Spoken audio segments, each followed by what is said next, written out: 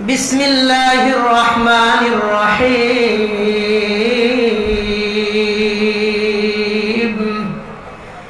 ইয়া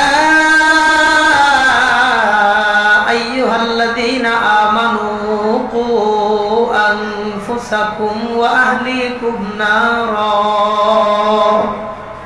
হে ঈমানদার, আল্লাহ বলতেছেন, হে মুমিন, হে ঈমানদার, নিজেকে জাহান্নামের আগুন থেকে বাঁচাও, তোমার পরিবারের সদস্যদেরকেও জাহান্নামের আগুন থেকে বাঁচাও। নিজেও জাহান্নামের আগুন থেকে বাঁচো, পরিবারের সদস্যদেরকেও বাঁচাও। খালি নিজের টেনশন করো না, নিজেও বাঁচো, পরিবারের সবাইরে বাঁচাও। এই আদেশ কোরআনে কারিমের মধ্যে দুনিয়ার সমস্ত মুমিনদেরকে আদেশ অর্ডার করলেন কে? আল্লাহ। নিজেও বাঁচো, পরিবার নিয়ে বাঁচো, জাহান্নামের আগুন থেকে বাঁচো। বলেন কিসের আগুন? আবার বলেন কিসের আগুন? কিসের? জাহান্নামের। এই কথাটা নিয়ে কিছু কথা বলবো, এই জন্য আপনাদেরকে বারবার বলাইলাম, জাহান্নামের আগুন থেকে বাঁচো। কোন জায়গায় আগুন ধরাইতে গেলে লাকড়ির প্রয়োজন হয়, লাকড়ি আর খড়ি ছাড়া আগুন জ্বলে না। মা বোনেরা চুলার মধ্যে আগুন জ্বালায়, ওই জায়গায়ও লাকড়ি আর খড়ির দরকার আছে। কথা বলেন ঠিক কিনা? আল্লাহ যে জাহান্নামে আগুন ধরাইবেন, তো জাহান্নামেরও কিছু লাকড়ি লাগবে, জাহান্নামেরও কিছু খড়ি লাগবে। ওদেরকে দিয়ে আল্লাহ জাহান্নাম উদ্বোধন করবেন, এরপরে ওদের উপরে আগুন জ্বালায় অন্যদেরকে সেখানে শাস্তি দিবেন। তো জাহান্নামের লাকড়ি কি হবে? এই আয়াতে আল্লাহ তাআলা বলেন জাহান্নামের লাকড়ি হবে দুইটা জিনিস। একটু মনোযোগ দিয়ে আওয়াজ করে উত্তরটা ফিরাইয়া দেন, কয়টা জিনিস? হ্যাঁ, জাহান্নামের লাকড়ি হবে দুইটা জিনিস। এক নম্বর, আল্লাহ বলেন ওয়াকুদুহান নাসু ওয়াল হিজারা।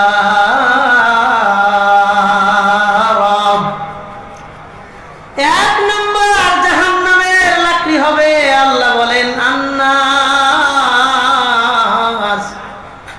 ওই সমস্ত মানুষ যারা দুনিয়াতে আল্লাহর প্রতি ঈমান আনে নাই। যে সমস্ত মানুষ দুনিয়াতে আল্লাহর প্রতি ঈমান আনে নাই, আল্লাহকে যারা দুনিয়াতে রব হিসেবে মানে নাই, ওই মানুষ বেঈমান অবস্থায় মারা গেলে তাদেরকে আল্লাহ সরাসরি জাহান্নামের লাকড়ি বানায় দিবেন। বলেন নাউজুবিল্লাহ। বলেন যে লোকের ঈমান হয় নাই, আল্লাহরই মানে নাই, সে মরার পরে জান্নাতে যাবে না জাহান্নামে? জাহান্নামে যাবে। ওদের কোনো হিসাব কিতাবও নাই। কিছু গুনাহগার মুমিন জাহান্নামে যাবে, কিন্তু তার হিসাব কিতাব আছে। হাসরের মাঠে শুধু মুমিনের হিসাব হবে, মুমিন ছাড়া কারো কোনো হিসাব হবে না। হুজুর এটা কি বলেন? হ্যাঁ, কারণ মুমিনের আমলও আছে, গুনাহও আছে, এখানে হিসাবের ব্যাপার আছে। কাফেরের তো কোনো আমল নাই, ও হিসাব ছাড়াই জাহান্নামে যাবে। কথা বলেন, এটা আমার কথা না, আল্লাহ কোরআনে বলেছেন। আল্লাহ বলেন ফালা নুকিমু লাহুম ইয়াউমাল কিয়ামাতি ওয়াজনা। আমি আল্লাহ এই কাফেরদের জন্য হাসরের মাঠে কোনো ওজনের ব্যবস্থা রাখি নাই, কোনো দাঁড়িপাল্লা, কোনো মাপার হিসাব কিতাবের ব্যবস্থা রাখি নাই। ঈমান ছাড়া যেই লোক মারা যাবে, মরতে দেরি, আল্লাহর জাহান্নামে যাইতে দেরি হয় না। তো আখিরাতে হিসাব কি কাফেরের হবে না শুধু মুমিনের হবে? হ্যাঁ, শুধু মুমিনের হবে। ওদের আবার হিসাব না হওয়া ভালো কিছু না, ও বিনা হিসেবে জাহান্নামে যাবে। কথা বলেন ঠিক কিনা? তাহলে এক নম্বর আল্লাহ তাআলা বললেন যারা আল্লাহর প্রতি দুনিয়াতে ঈমান আনে নাই, তারা মরার সাথে সাথে জাহান্নামের লাকড়ি হয়ে যায়। দুই নম্বর আল্লাহ বলেন ওয়াল হিজারা। পৃথিবীর বুকে বিশাল বড় বড় পাহাড় দেখা যায়, এই পাহাড়ের গায়ে যত পাথর আছে, ওই পাথরগুলা দ্বারা আল্লাহ জাহান্নামের লাকড়ি বানিয়ে দিবেন। বলেন নাউজুবিল্লাহ। এক নম্বর বেঈমান মানুষদেরকে আল্লাহ জাহান্নামের লাকড়ি বানাবেন। দুই নম্বর পাথর দ্বারা আল্লাহ জাহান্নাম উদ্বোধন করবেন। জাহান্নামের লাকড়ি কয় জিনিস? দুই জিনিস, বেঈমান মানুষ আর পাথর। এদেরকে দিয়া জাহান্নাম উদ্বোধন করে তারপরে অন্যদেরকে শাস্তির ব্যবস্থা করবেন। এই আয়াতের ছোট্ট একটা অংশ নিয়ে আমরা কথা বলবো, একটু মনোযোগ দিয়ে কথা শুনেন। আল্লাহ এই আয়াতে বললেন, ইমানদার নিজেও বাঁচো জাহান্নামের আগুন থেকে, পরিবারকেও বাঁচাও। এই অংশ নিয়ে কথা বলবো। আপনাদের এই এলাকার নাম বর্মি, সবাই জানে। এই এলাকায় বিভিন্ন শ্রেণী পেশার মানুষ আছে। কেউ অটো চালায়, ভ্যান চালায়, সিএনজি চালায়, রিক্সা চালায়, দিনমজুর, শ্রমিক, ব্যবসায়ী, প্রবাসী, চাকরিজীবী, কেউ রং মিস্ত্রি, কাঠ মিস্ত্রি, রাজমিস্ত্রি, বিভিন্ন শ্রেণী পেশার মানুষ এই বাজার কেন্দ্রিক এলাকাটার মধ্যে আছে না নাই? আছে। হ্যাঁ, সাউন্ড কমই রাখেন, এত বাড়ানোর দরকার নেই। বিভিন্ন শ্রেণী পেশার মানুষ এই এলাকার মধ্যে আছে। দেখেন, আমাদের ব্যস্ততা ভিন্ন, কাজকর্ম ভিন্ন, ভিন্ন ভিন্ন। আমি যেই কাজ করি আপনারা সেটা করেন না, আপনারা যেটা করেন সেটা আবার আমি করি না। আমাদের কাজকর্ম, পেশা, ব্যস্ততা ভিন্ন ভিন্ন হইলেও আমাদের সকলের পরিচয় একটা, আমরা সবাই মুসলমান। কথা বলেন।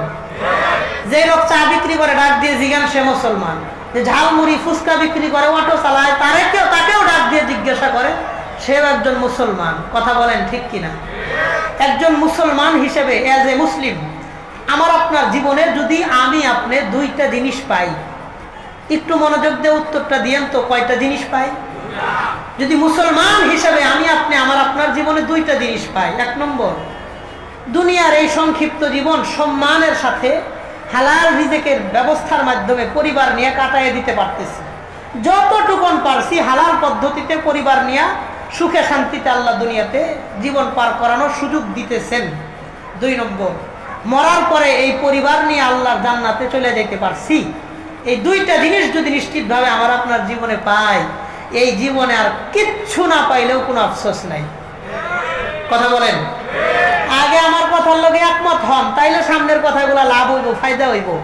আমনে যদি কোন আমনে যা কোয়ার কোয়ান, আমনের লগে আমগো একমত হওয়ার দরকার নাই, তাইলে সামনের কথা বলে আর শুই নাও, কোনো দরকার নাই, কোনো লাভ হবে না। কথা বলেন। এই যে দুইটা জিনিস, পরিবার নিয়ে কেমনে সম্মানের সাথে থাকবো, পরিবারটা নিয়ে কেমনে আল্লাহর জান্নাতে যেতে পারবো, এই দুই জিনিসের গুরুত্ব আমার আপনার জীবনে আছে না নাই? বলেন, কম না বেশি? আমার আপনার পরিবারের তিনটা অংশ। এক নাম্বার মা বোনেরা, দুই নাম্বার ভাইয়েরা, বাপ চাচারা, তিন নাম্বার ভবিষ্যৎ প্রজন্ম।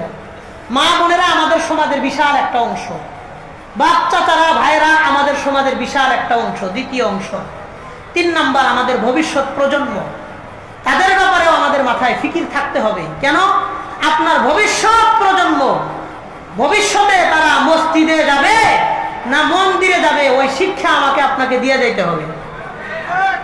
কোনটা মসজিদ, কোথায় যাওয়া যাবে, কোনটা মন্দির, কোথায় যাওয়া যাবে না, ওই শিক্ষা আমাকে আপনাকে অভিভাবক হিসেবে পরিবার এবং প্রজন্মকে দিয়ে যাইতে হবে। এটাই ইসলামের দিক নির্দেশনা, এটা দিয়ে যাইতে হয়। তাহলে পরিবারের তিনটা অংশ, মা বোনেরা, বাপ চাচারা, ভবিষ্যৎ প্রজন্ম। আমার আপনার পরিবারের কয় অংশ? তিন অংশ। পরিবার বলতে এই তিনটা জিনিস বুঝি। আমি প্রথম অংশ নিয়ে কিছু কথা বলবো, মা বোনেরা। মা বোনদেরকে কেন্দ্র করে কিছু কথা বলবো। মা বোনদেরকে বেছে নেওয়ার কারণ কি? কারণ হলো, ঐতিহাসিক একজন লেখক আছে, আল্লামা ইবনে খুলদুন রাহিমাহুল্লাহ। তার বিখ্যাত একটা ইতিহাসের কিতাব আছে, তারিখে ইবনে খুলদুন, আরব বিশ্বের অত্যন্ত জনপ্রিয় লেখক। তিনি এই কিতাবের ভূমিকায় একটা কথা লিখেছেন নারীদের সম্পর্কে, মা বোন সম্পর্কে। কথাটা একটু জটিল, কিন্তু মন দিয়ে শুনলে সহজে বুঝবেন। তিনি বলেন, আন-নিসাউহুন্না নিসফু শাবিন ওয়া তালিদনান নিসফাল আখার। তিনি বলেন, একটা সমাজের অর্ধেক জনসংখ্যা হলো নারী, অর্ধেক জনসংখ্যা হলো পুরুষ। আপনাদের বর্মি এলাকায় যতজন ভোটার আছে, অর্ধেক ভোটার নারী, অর্ধেক ভোটার পুরুষ। কথা বলেন ঠিক কিনা? তিনি বলতে চান, ওয়া তালিদনান নিসফাল আখার, ওই পুরুষ যে অর্ধেক জনসংখ্যা আছে, ওই পুরুষ জনসংখ্যাদেরকে এই বাকি অর্ধেক নারীরাই জন্ম দিয়েছে। কথা বলেন। এই মাঠে যারা আছেন, বসে আছেন, আমরা তো সকলেই পুরুষ, আমাদেরকে জন্ম দিয়েছে এমন কিছু নারীরাই। নারী ছাড়া কেউ দুনিয়াতে আসতে পারে নাই। তো তিনি বুঝাইতে চাইলেন, আন-নিসাউহুন্না নিসফু শাবিন ওয়া তালিদনান নিসফাল আখার ফাহুন্না শাবুন বিআকমালিহি কোন একটা এলাকার অর্ধেক থাকে নারী, অর্ধেক থাকে পুরুষ।